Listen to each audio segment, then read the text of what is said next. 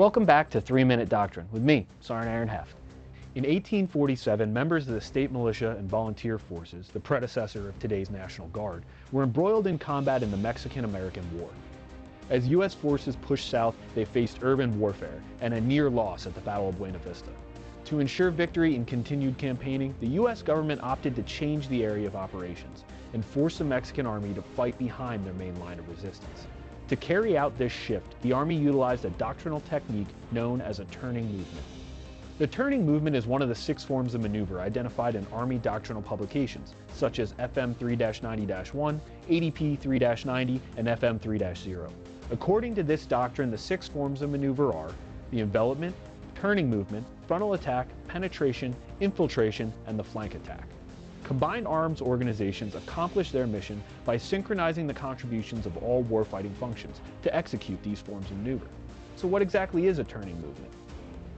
FM 1-02.1, Operational Terms, provides common language descriptions of the tasks and maneuvers that make up larger Army doctrine.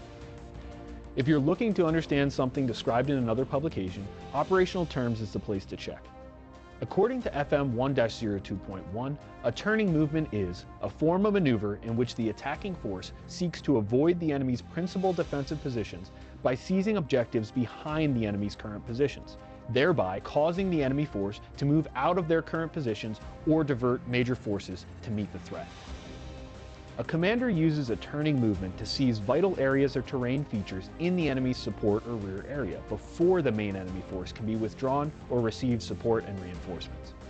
Commanders frequently follow a turning movement by transitioning to an exploitation or pursuit.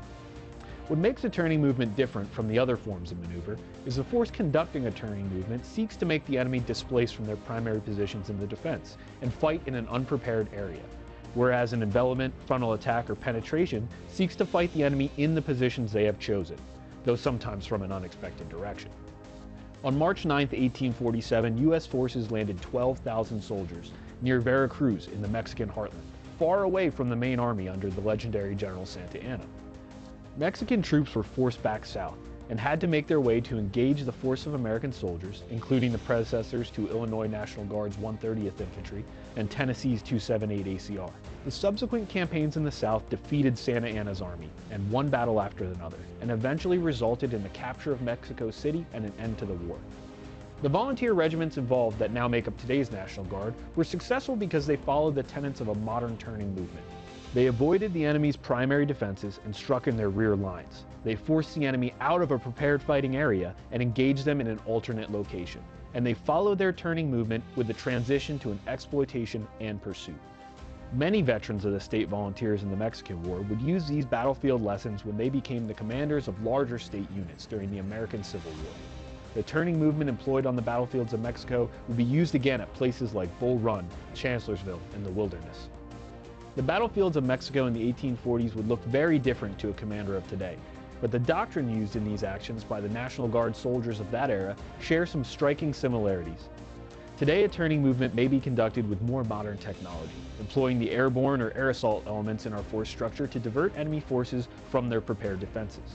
The waterborne assault used by Guardsmen in 1847, however, is still featured in our doctrinal publications, though we've upgraded the methods of delivery a little bit since then. So when you're planning your next offensive operation, remember to reference some doctrine and draw from the experiences of those who came before us.